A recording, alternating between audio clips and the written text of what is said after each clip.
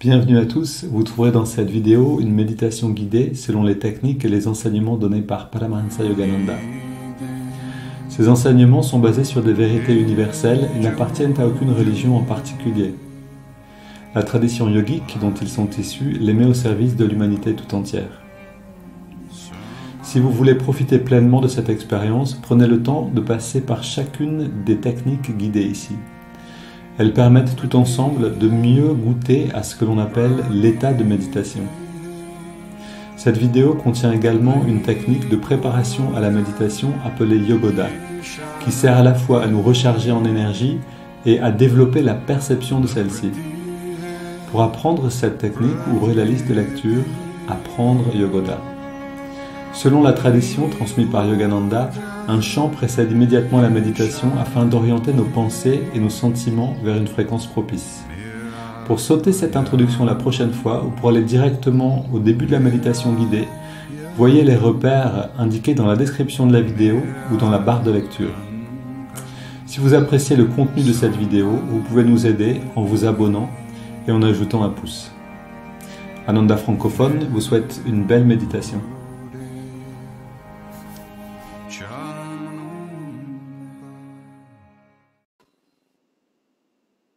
Ok, bienvenue à tous. Donc, on continue avec la lecture de l'autobiographie d'un yogi. Je voudrais juste dire encore un mot d'introduction pour ceux qui voient cette vidéo enregistrée sur YouTube, que donc on est dans l'organisation de notre premier festival, Yogananda, le festival de la réalisation du soi en français. Donc ça va être vraiment la première fois en France à ma connaissance, et ce sera donc en Provence, près du Luberon, près de Cavaillon. Et donc ceux qui voient cette vidéo, vous êtes bien invités, vous êtes cordialement, chaleureusement invités à venir nous rejoindre. Ce sera en octobre, du 18 au 20 octobre. Et voilà, je vais donner plus d'informations au fur et à mesure. Pour tous ceux qui souhaitent nous rejoindre d'ailleurs, n'hésitez pas, j'ai déjà reçu quelques mails à ce sujet, donc n'hésitez pas à nous écrire puisqu'on pourra héberger un certain nombre de personnes dans des maisons qu'on a louées et il y a un nombre limité de places. Ok, donc on continue avec la lecture de l'autobiographie d'un yogi, la version traduite par Antoine Musitelli, donc qui reprend la version originale. C'est la première version du livre, traduite en français. Yogananda, donc, s'appelle Mukunda. À ce moment-là, il est encore assez jeune. Il doit avoir ici même pas une vingtaine d'années, je pense 17 ans peut-être. Et, et il est donc dans un ermitage. En fait, il rentre dans un ermitage à Bénarès, c'est-à-dire Varanasi. Et, et c'est la première fois en fait qu'il est dans cette situation où il ne mange plus à 9 heures du matin. Alors j'ai entendu une version où il raconte en fait lui-même, c'est assez réjouissant, en anglais, ce passage-là de sa vie et ce qu'il en a appris. Donc je vous le raconte directement de l'autobiographie d'un yogi. Donc ça c'est donc Dhyananda, c'est le swami qui dirige l'ermitage, on pourrait dire le petit monastère dans lequel Mukunda, donc le jeune Yogananda, réside maintenant. Dhyananda avait encore à me parler. Mukunda, je constate que ton père t'envoie régulièrement de l'argent. Je te prie de le lui retourner, tu n'en as pas besoin ici. Un second avertissement disciplinaire à ton sujet concerne la nourriture. Même lorsque tu as faim, n'en parle pas. J'ignorais si la famine luisait dans mes yeux. J'étais néanmoins affamé, et cela je ne le reconnaissais que trop bien. Le premier repas à l'ashram était invariablement servi à midi. À la maison, j'avais l'habitude de prendre un copieux petit déjeuner à 9 heures du matin. Ce décalage de 3 heures devenait de jour en jour plus interminable, plus long. Envolé les années à Calcutta où je pouvais reprocher au cuisinier un retard de 10 minutes. Maintenant, je m'essayais à contrôler mon appétit. Un jour, j'entrepris un jeûne de 24 heures. Avec un entrain redoublé, j'attendis le lendemain midi.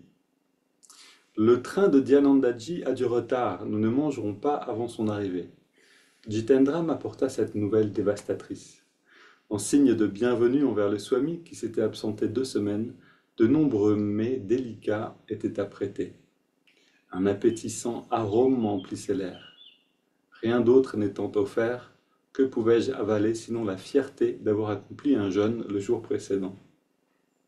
Seigneur, faites que le train accélère. Au pourvoyeur céleste, pensais-je, ne s'appliquait certainement pas l'interdiction par laquelle Dhyananda m'avait réduit au silence. Donc il n'a pas le droit de dire qu'il a faim. Mais l'attention divine était ailleurs. La laborieuse avancée de l'horloge marquait les heures. L'obscurité entamait sa descente lorsque notre supérieur franchit enfin la porte. Mon accueil fut accompagné d'une joie non simulée.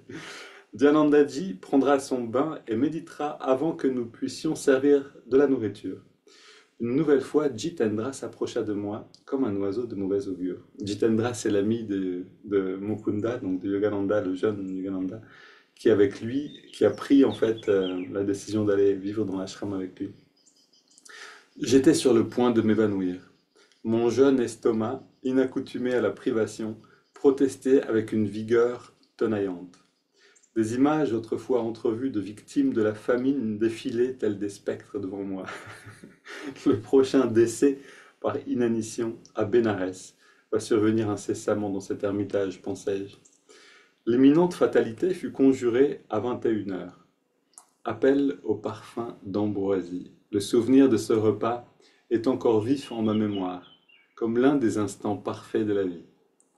Tout à mon affaire, je ne pus toutefois manquer d'observer que Dhyananda mangeait distraitement. Il était apparemment au-delà de mes plaisirs grossiers. « Swamiji, n'aviez-vous pas faim ?» Joyeusement rassasié, je me trouvais maintenant seul avec le supérieur dans son bureau. « Oh oui, j'ai passé les 4 derniers jours sans boire ni manger. Je ne me nourris jamais dans le train, chargé des vibrations hétérogènes des gens du monde. J'observe strictement les règles shastriques de mon ordre monastique. Certaines difficultés de notre travail organisationnel absorbent mon esprit. Ce soir, à la maison, j'ai négligé mon dîner. Quelle urgence y a-t-il? Demain, je me devrai de prendre un repas convenable. » Il rit avec insouciance. Je me sentis suffoqué de honte. Toutefois, mon dernier jour de supplice ne s'oubliait pas si commodément. Je hasardai une nouvelle remarque. « Swamiji, je suis perplexe. Suivant vos instructions, supposons que je ne réclame jamais de nourriture et que personne ne m'en serve. Je mourrai alors de faim. » « Eh bien, meurs !» Cette incitation alarmante fendit l'air. « Meurs, si tu le dois, Mukunda. Ne te laisse jamais convaincre que tu vis grâce à la force vitale des aliments et non grâce au pouvoir de Dieu. Celui qui a créé toute forme de nourriture, celui qui nous a donné l'appétit, veillera certainement à sustenter son fidèle. Ne t'imagine pas que le riz te maintienne en vie, ou que l'argent ou les hommes te soutiennent. Pourrait-il te venir en aide si le Seigneur te retirait le souffle de vie?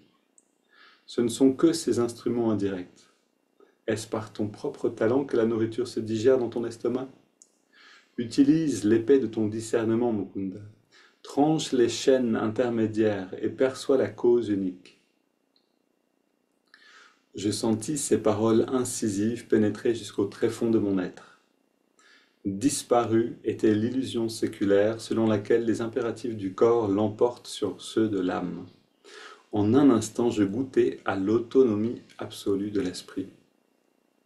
Dans combien de villes étrangères par la suite, au cours de ma vie d'incessant voyage, ai-je eu l'occasion de vérifier l'utilité de cette leçon reçue dans un ermitage de Bénarès. Alors, ça vaut vraiment la peine de l'entendre de la bouche de Yogananda lui-même quand il raconte ce passage. D'ailleurs, si vous voulez l'entendre, écrivez-nous, on vous donnera accès à ce petit audio qui est vraiment réjouissant. On entend le public qui rit beaucoup parce que Yogananda a une manière très dramatique, spectaculaire de raconter ce passage. Mais au-delà de ça, qu'est-ce qu'on trouve dans cette leçon-là? En fait, ce livre, l'autobiographie d'un yogi, si on le lit comme les aventures de Yogananda, ok, on a un beau roman, on pourrait dire. C'est vraiment une biographie fascinante avec beaucoup de miracles, de surprises, de choses incroyables. Mais au-delà de ça, si on le lit avec un autre regard, on voit que Yogananda a donné beaucoup de leçons à l'intérieur de ce livre, a donné beaucoup de sagesse. En fait, il n'y a pas une page où on ne pourrait pas trouver vraiment une pépite de sagesse. Et, euh, et ici, la leçon est assez évidente. C'est cette croyance, hein, cette croyance qui est en nous que nos dépendances, en fait, hein, que ce soit la nourriture, la boisson, le sommeil, ça c'est aussi c'est vraiment les dépendances les plus évidentes qu'on a tous, mais aussi les amis, donc le social, euh, l'affection avec d'autres, avec nos proches, avec notre femme, notre mari, etc. Toutes ces dépendances qu'on a dans notre vie et dont on pense dépendre, c'est-à-dire que notre bonheur dépend de ça, notre bien-être dépend de ça. Et d'une certaine manière, on peut dire que c'est vrai, tant que, et c'est ce que nous dit ici le Swami, donc Swami Dyananda, ne te laisse jamais convaincre que tu vis par la force vitale des aliments et non grâce au pouvoir de Dieu. Ne t'imagine pas que le riz te maintienne en vie ou que l'argent ou les hommes te soutiennent. Pourrait-il te venir en aide si le Seigneur te retirait le souffle de vie? Et si on se rappelle de ça, c'est-à-dire ici, le chemin se décide. Vous savez, il y a cette histoire d'une personne qui a jeûné pendant des jours. Enfin, on a tous, si vous avez fait un jeûne, vous voyez que quand on décide de faire un jeûne, ben, on peut, pendant plusieurs jours, ni boire ni manger, qu'il n'y a aucun problème. Et on connaît en même temps l'histoire de personnes qui se sont retrouvées sur une barque dans la mer et sur la mer et qui sont sans manger ni boire et par cette situation affolante finissent par en mourir très rapidement. Et donc alors il y a cette situation, il y en a plein d'autres, hein. Il y avait un village comme ça où pareil, ils ont plus d'accès à la nourriture et puis les gens meurent à toute vitesse, s'évanouissent, etc. Et ce qu'on peut en retirer de ce que nous dit Swami Dyananda ici, c'est ne te laisse jamais convaincre. C'est-à-dire que tu vis grâce à la force vitale des aliments, à toutes les choses, à tous les instruments par lesquels la force vitale vient à nous. Si on arrive à accepter, à récupérer en fait cette pensée, cette réalité que on vit directement de l'énergie divine, alors on n'est plus dépendant de la nourriture, le sommeil, etc., de la même manière. En fait, Amma a même dit une phrase, a dit quelque chose que je trouve vraiment intéressant, on peut s'en souvenir. Elle a dit, Dieu ne laissera jamais personne mourir de faim. Si à celui, comment elle a dit ça? À celui qui médite sur Dieu, euh, Dieu ne le laissera jamais mourir de faim. Je trouve ça intéressant. Qu'est-ce que ça veut dire? Est-ce que ça veut dire que toujours il y aura quelqu'un qui lui apportera à manger ou est-ce que ça veut dire qu'il va recevoir son énergie d'une autre manière par la méditation? Je sais pas, mais je sais que c'est ce qu'a dit Amma, j'étais là quand elle l'a dit. Je pense que c'est vrai. Je me rappelle aussi cet homme qui allait en camp de concentration et euh, je sais plus son nom, et donc il était avec un groupe de personnes et ils devaient tous mourir de faim. C'est ça, ils étaient enfermés voilà, les nazis les avaient mis dans une salle privée de nourriture, de boissons, etc. Et donc les gens mouraient petit à petit, et puis cet homme il s'occupait il était très croyant, je ne sais plus s'il était prêtre ou quelque chose comme ça, mais en tout cas, il s'occupait vraiment d'assister les personnes qui étaient en train de mourir, d'essayer d'alléger leur souffrance. Et lui ne mourait pas, en fait. Et donc ça a duré, ça a duré, ça a duré, et non, il ne mourait pas. Il continuait, il priait, c'était le seul à vivre encore, il priait, il priait. Et finalement, ben, on a dû le tuer en lui euh, faisant une piqûre, hein, une piqûre d'un poison où on meurt d'un seul coup en fait. Et donc là, il y a aussi une leçon ici, c'est que quand on est dans la prière, on est protégé d'une certaine manière. Et la mort est différente. C'est-à-dire si on doit mourir, ok, mais on est protégé par cette prière. Euh, oui, Donc, bien sûr, à nous maintenant de jouer.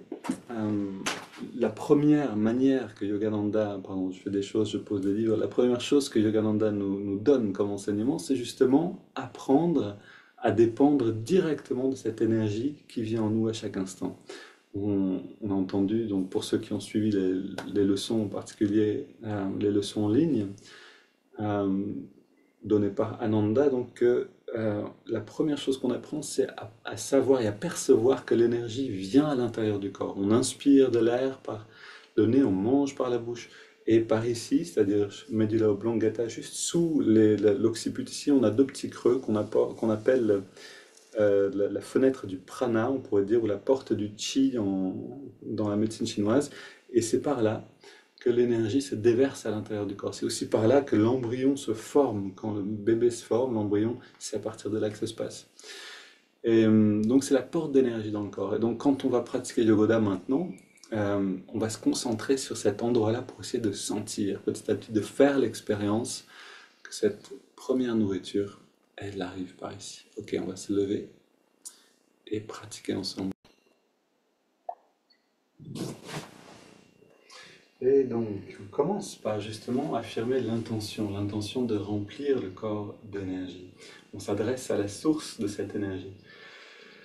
Esprit infini, recharge notre corps avec ton énergie cosmique, notre mental avec ta concentration et ta détermination, notre esprit avec ta sagesse et notre âme avec ta joie toujours nouvelle.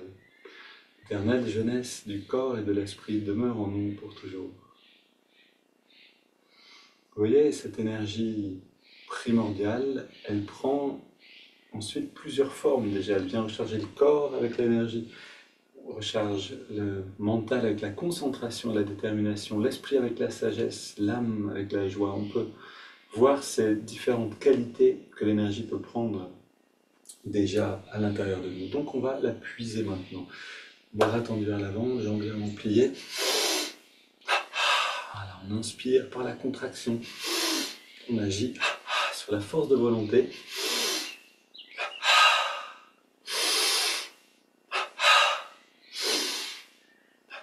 Et les respirations nous aident à rentrer vraiment dans l'expérience de cette énergie qui rentre. Donc quand on inspire, l'énergie rentre dans le corps. Quand on expire, l'énergie se diffuse à l'intérieur du corps pour aller nourrir les différentes parties. Ça, c'est quelque chose que nous enseigne aussi Yogananda.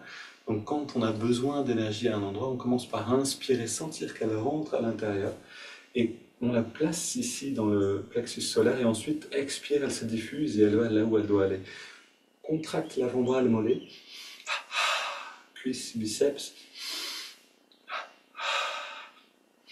On peut se servir de cette pratique, de cette connaissance, donc Yogoda, faire rentrer l'énergie dans le corps de manière volontaire. On peut s'en servir pour se soigner en fait, puisque tout ce qui fonctionne pas dans le corps commence par ne pas fonctionner sur un plan énergétique, ou simultanément sur le plan de l'énergie et sur le plan du corps physique. On continue avec les deux côtés ensemble.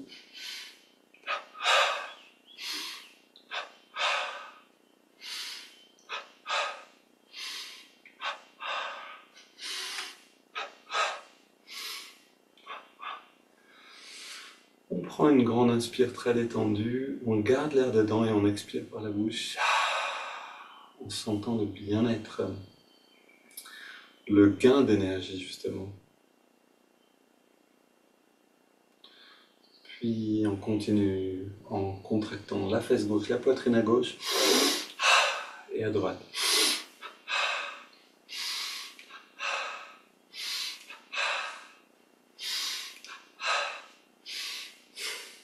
Le bas du dos, à gauche et à droite. Plus on peut contracter avec intensité les muscles, milieu du dos maintenant, et plus on va attirer d'énergie dans ces muscles-là. Le haut du dos, c'est pour ça que si on reste actif, hein, je vois bien, vous pouvez le voir autour de vous, ceux qui restent actifs restent en pleine forme. Pourquoi? Parce que l'activité demande de la force de volonté. Et c'est cette force de volonté qui fait que le corps reste rempli d'énergie. C'est quand la volonté s'éteint que l'énergie nous quitte. Si on contracte le cou tout entier, 3 fois, et on relâche bien, puis à gauche et à droite. 3 fois aussi. La nuque en redressant la tête.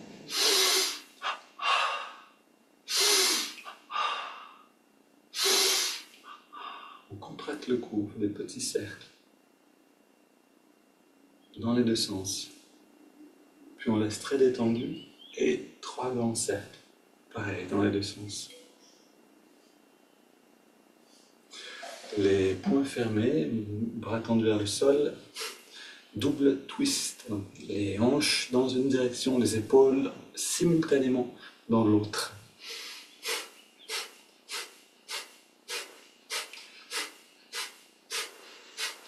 Main sur les hanches, 3 cercles avec le dos légèrement arqué vers l'arrière.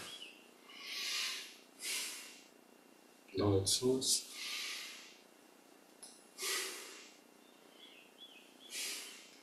Puis vers la gauche et vers la droite. En poussant, en engageant les muscles du dos. Pousse sur les vertèbres.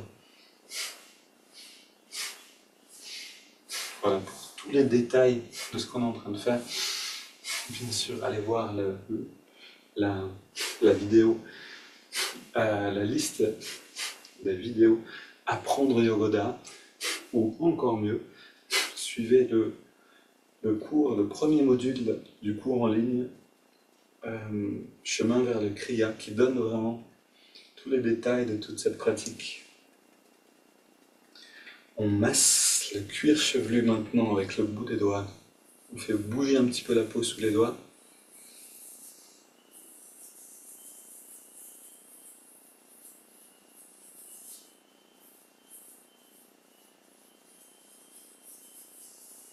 Puis on s'occupe de justement cette porte du chi, de l'arrivée du prana dans le corps. On ouvre et on inspire, on fait rentrer.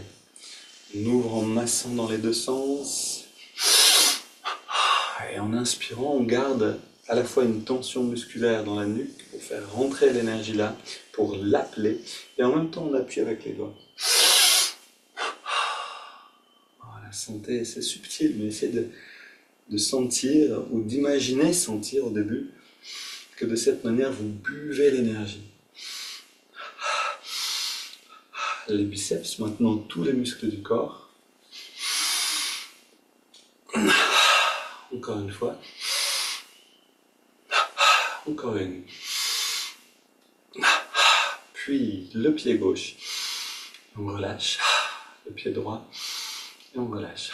Le mollet gauche. Le mollet droit. À chaque fois on relâche. Cuisse gauche. Cuisse droite. Fesse gauche. Fesse droite. Bas du ventre. Haut du ventre. Avant-bras gauche. Avant-bras droit. Biceps à gauche et à droite. Poitrine à gauche et à droite. Le cou. Chaque direction. Puis on contracte le pied gauche, on ajoute le pied droit, on ajoute le mollet gauche et le mollet droit, cuisse gauche, cuisse droite, fesse droite, avec pas mal d'intensité déjà, le bas du ventre, le haut du ventre, l'avant-bras gauche et droit, les biceps, la poitrine tout entière, double inspire tous les muscles au maximum. On relâche le cou seulement, puis la poitrine droite et gauche, biceps droit et gauche, avant-bras droit et gauche, haut du ventre, bas du ventre. On apprend à contrôler l'endroit où l'énergie demeure. Ici, on relâche la fesse droite, fesse gauche, cuisse droite, cuisse gauche. Les jambes, les pieds. Double inspire. On contracte tout. On relâche. Encore une fois. Plus d'intensité. Une dernière. Encore une fois, on reste très détendu, les yeux fermés, regard légèrement redressé. On inspire lentement et profondément par les narines. Puis on garde l'air dedans. On détend complètement le corps, comme si on allait s'endormir, ou comme si on était en apesanteur, puis on expire par la bouche, dans cette détente. C'est une manière d'augmenter la sensibilité pour l'énergie.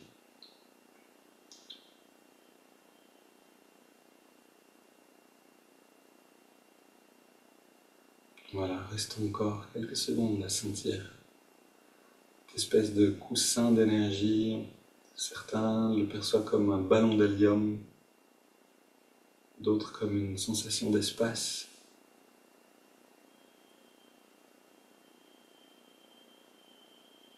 D'autres comme une densité différente. Continuons maintenant avec les haltères imaginaires.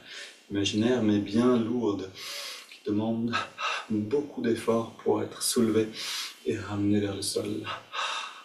Maintenant, l'élastique qu'on écarte et on relâche à l'expire. Haltère latéral.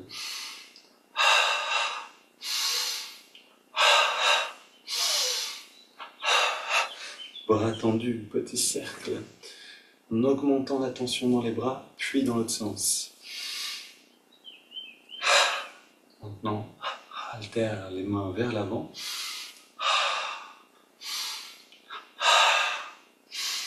Puis les mains elles-mêmes, donc on recharge les doigts, les mains.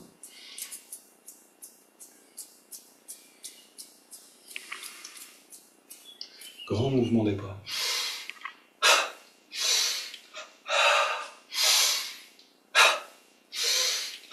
On engage les muscles sur tous les mouvements, sauf le dernier, c'est-à-dire on relâche à la fin.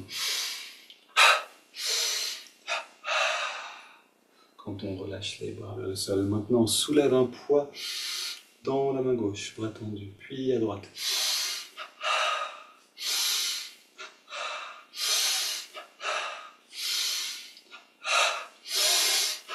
Latéralement.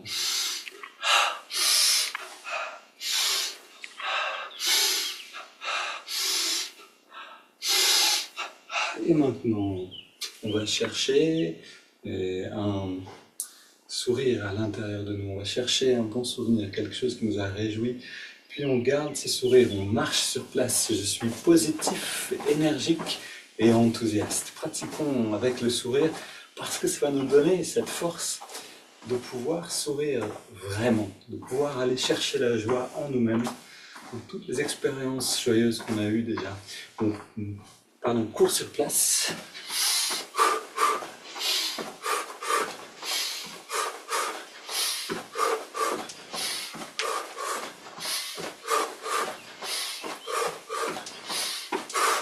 Pied gauche devant. Coup de poing au ralenti, avec toute intensité des muscles.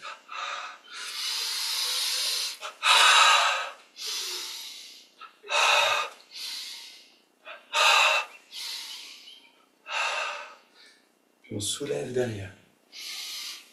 On relâche devant comme un poids. On soulève avec les deux mains. Puis devant.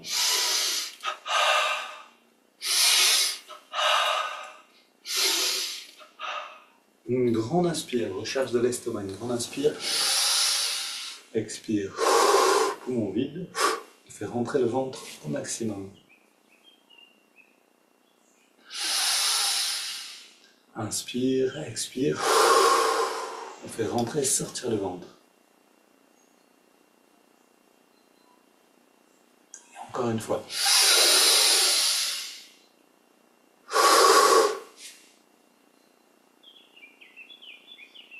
Et on se redresse.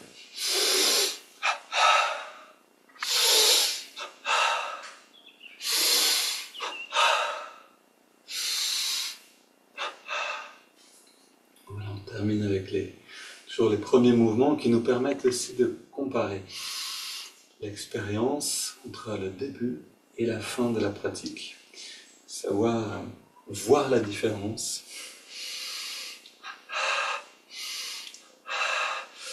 Comment on sait si l'énergie rentre bien dans le corps? Au début, on ne peut pas vraiment la sentir, c'est pas évident. Peut-être que vous y arrivez, peut-être pas. Souvent, le mental vient obscurcir un peu la sensation et donc on se dit je pense pas que j'y arrive et du coup on n'y arrive pas. Mais si vous vous permettez de sentir, vous allez sans doute commencer déjà à voir un petit courant. Moi je vais le comparer à un courant d'eau. Vous savez, quand on a les mains dans l'eau et qu'il y a un courant dans une piscine, on peut sentir quelque chose comme ça. C'est un petit peu une sensation similaire en plus subtile. Mais la preuve que l'énergie rentre, c'est le changement intérieur, le changement d'humeur. Ici, on inspire, on ramène les mains vers nous en restant très détendu. Expire, les mains reviennent vers l'avant, toujours dans la détente. On sent ici l'expansion de la conscience à chaque fois qu'on expire notamment.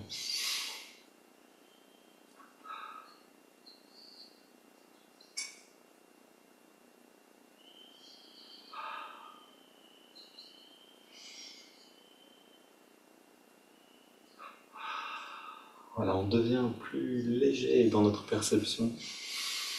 Cette légèreté nous amène le bonheur de percevoir plus vaste. On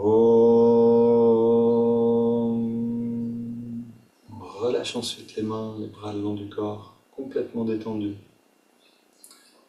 Comme si on se retirait des muscles, et c'est vraiment ça qu'on fait en fait. En se détendant profondément, en gardant le regard légèrement dressé, on se retire, on retire l'énergie qui passe à travers le système nerveux, on la retire des muscles. On essaye même de la retirer des sens un petit peu, pour amener cette conscience, notre conscience, non plus dans le corps physique, mais dans le corps d'énergie.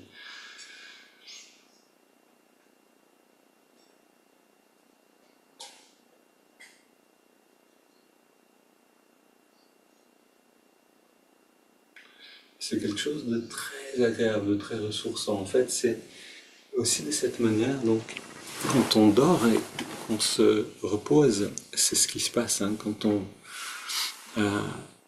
on dort, c'est le sommeil profond en fait, hein, quand on n'est même plus dans les projections astrales, les projections mentales des rêves, ni dans le corps d'énergie, même si là on va vraiment puiser dans ce qu'on appelle le corps de béatitude et qu'on se recharge. Mais on peut apprendre à le faire petit à petit de cette manière. On va s'asseoir maintenant. Donc on est bien installé, le dos redressé sans tension. L'idée maintenant donc c'est de justement se retirer donc du corps en abandonnant toute tension. Les tensions, c'est vraiment un peu d'énergie qui est comme prisonnière d'un muscle. Et donc en restant prisonnière d'un muscle, c'est aussi un peu de notre conscience qui est prisonnière du corps. Et on a besoin, bien sûr, d'être conscient du corps. On a besoin aussi de pouvoir se libérer de cette conscience du corps physique. C'est cette grande liberté qui nous attend si on pratique régulièrement tout ce qu'on pratique ici. Donc on détend bien tout le corps.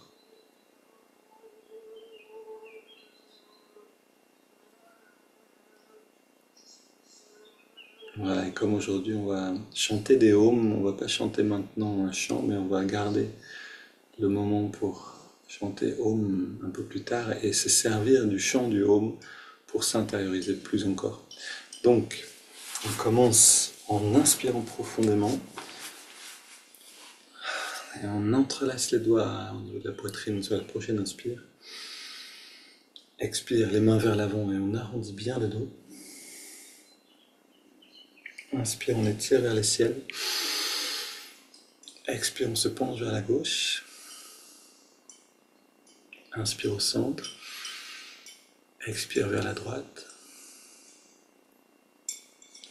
Inspire au centre. Et on se tourne vers la gauche. On pose les mains en soutien à la rotation et on respire profondément.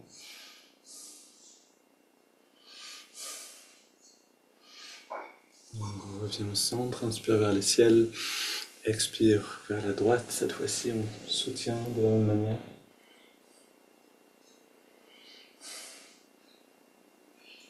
Et on revient au centre. On pose les mains derrière. On se penche un petit peu vers l'arrière. On resserre les épaules et les coudes. On respire profondément 2 fois.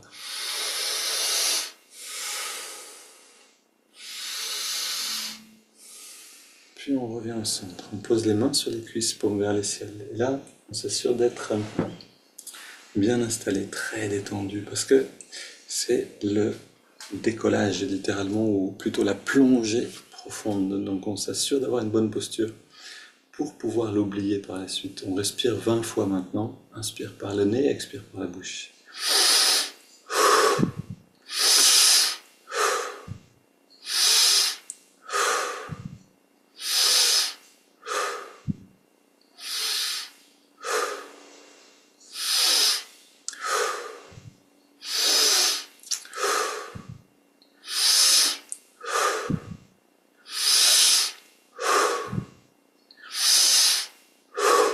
Plus d'amplitude pour les 10 dernières.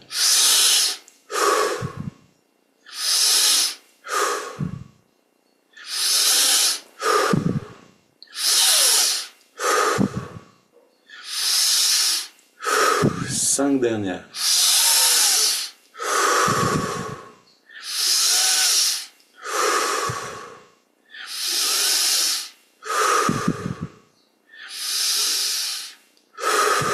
Dernière inspire. Puis on inspire lentement et on garde l'air dedans. Très lentement, on inspire bien.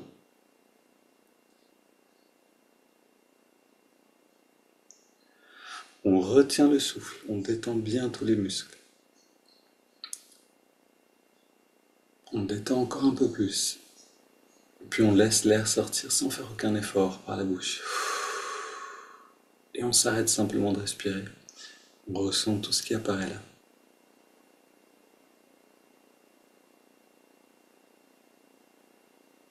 Toutes les sensations qui apparaissent en nous-mêmes.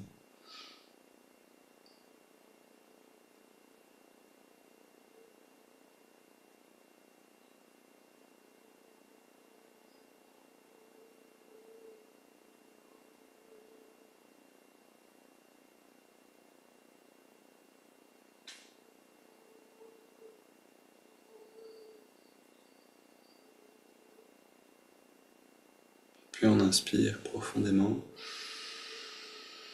On garde l'air dedans. On rentre le ventre, on contracte le périnée, on redresse le regard. On donne une impulsion ascendante à toute cette énergie. Puis on expire en relâchant tout. On laisse le corps respirer naturellement.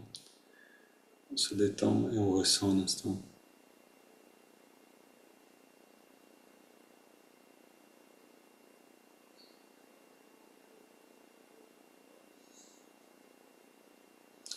Et vous voyez peut-être que là on est déjà immergé dans la perception du corps d'énergie, ce qui nous fait gagner un temps énorme pour notre pratique, pour l'idée d'atteindre justement l'état de méditation.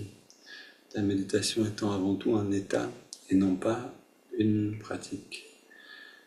Et donc tous les moyens qui nous permettent d'atteindre cet état sont bons et font partie en fait de ce qu'on fait tous les jours.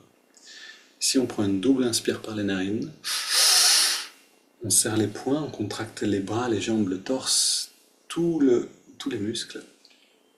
Et on relâche. Encore une fois, un peu plus intensément.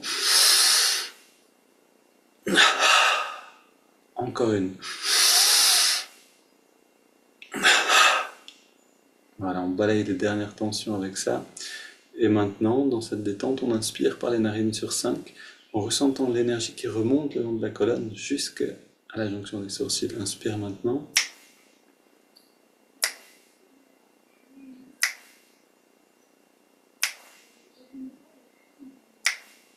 On garde l'air dedans. On sent toute cette énergie qui vient nourrir le centre de la conscience christique, le lobe frontal. Puis on expire. On sent un bien-être, on pourrait dire une dilatation de la conscience, une expansion, inspiration à nouveau.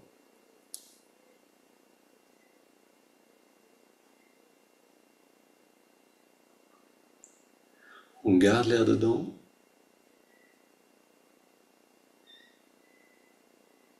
Expire. Et plus on va sentir les différentes parties de la colonne à l'inspire en remontant, et plus on va agir sur la conscience. Inspire à nouveau.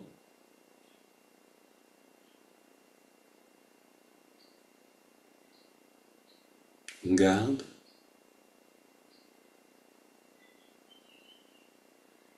Expire.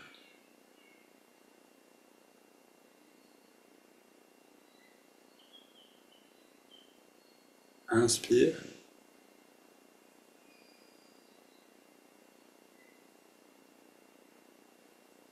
On retient.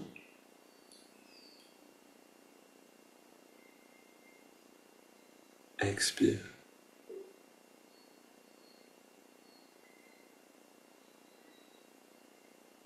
Une dernière fois, inspire.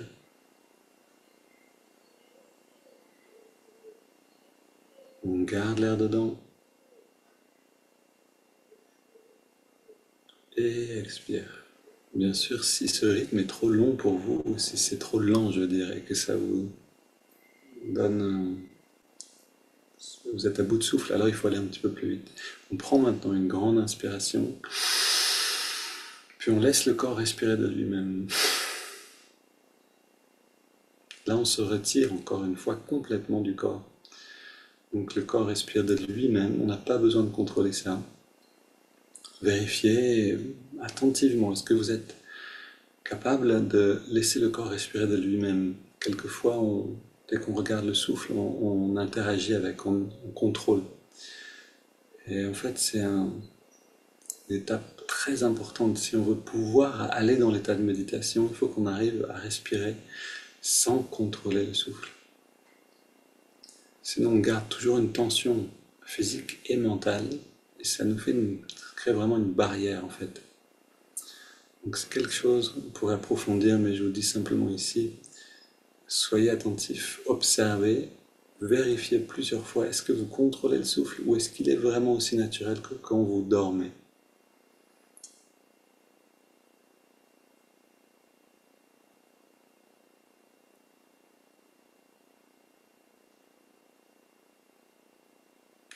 On est dans cette même détente que dans le sommeil profond. Le regard légèrement dressé nous permet de rester très très vigilant, très présent.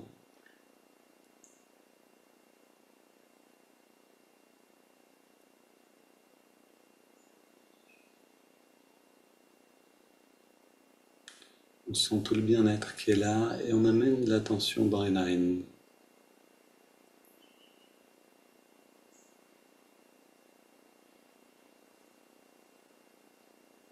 On trouve l'endroit où on sent l'air le mieux et à cet endroit on sent la fraîcheur de l'inspire et la tiédeur de l'expire.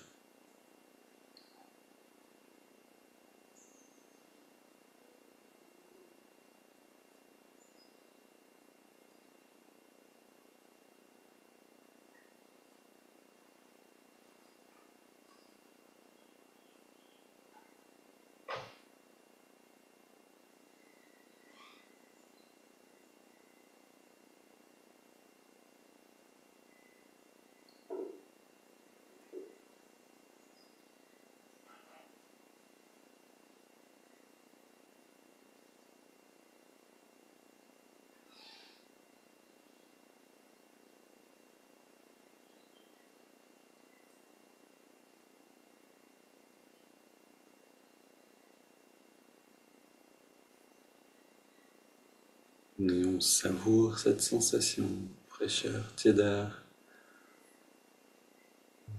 le croustillant de l'inspire, toute l'énergie qui rentre et l'apaisement à l'expiration.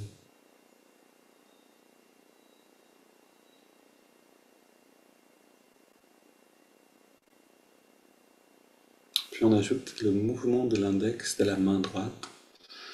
À chaque inspire, l'index revient un petit peu vers la paume de la main. À chaque expiration, on relâche complètement l'index et en même temps tous les muscles du corps. Et c'est ça qui nous intéresse, c'est de se détendre de plus en plus.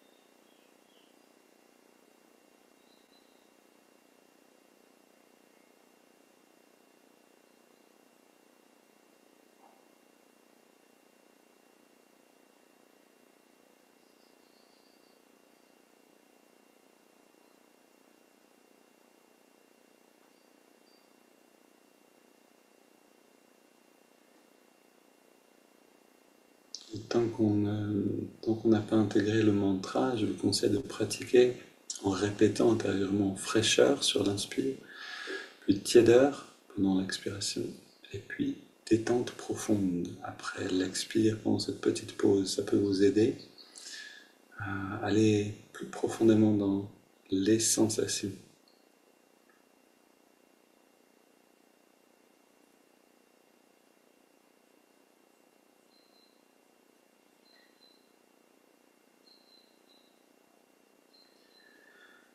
Et maintenant, on intègre le mantra Hong So, je suis cela, ce qui est. Hong accompagne l'inspire, So l'expiration naturelle.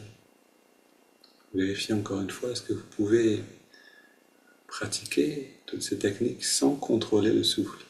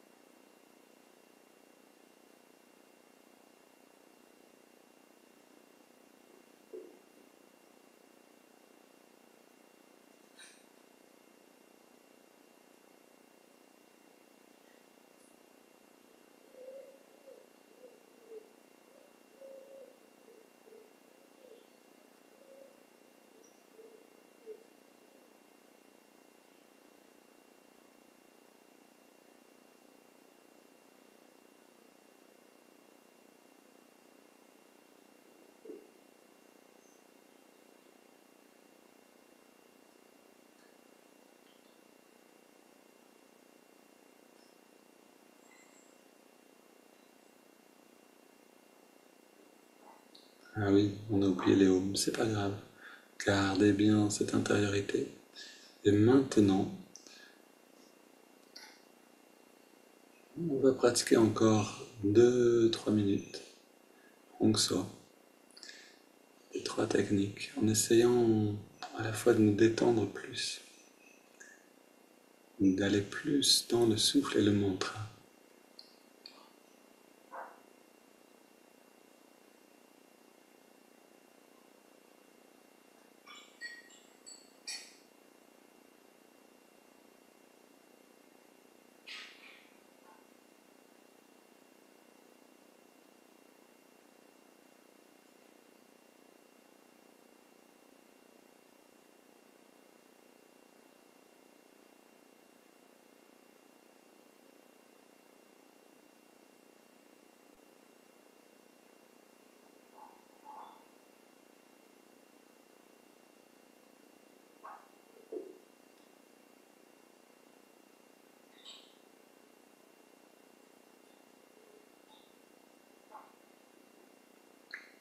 Essayez pour vous-même de rester 3 respirations parfaitement présentes.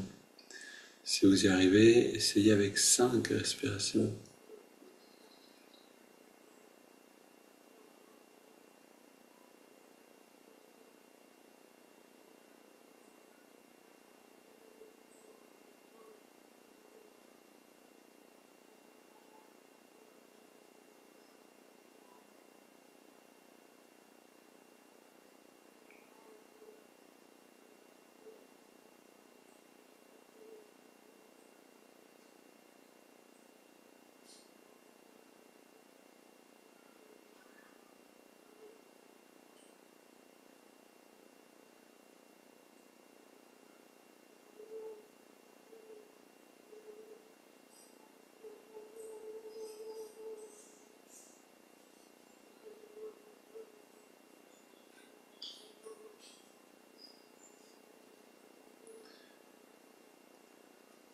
on prend une grande inspire par les narines, on expire en 3 fois,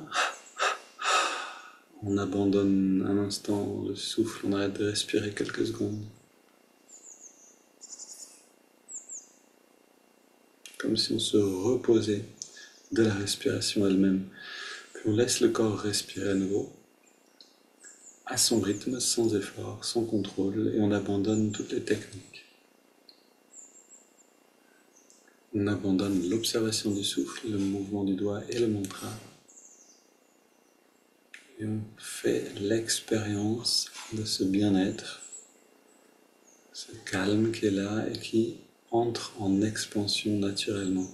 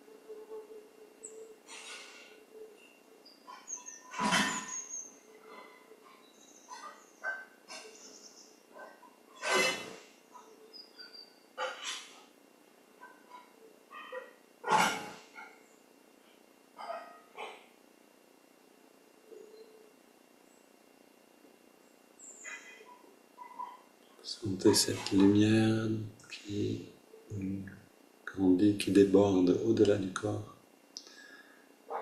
tout autour de nous.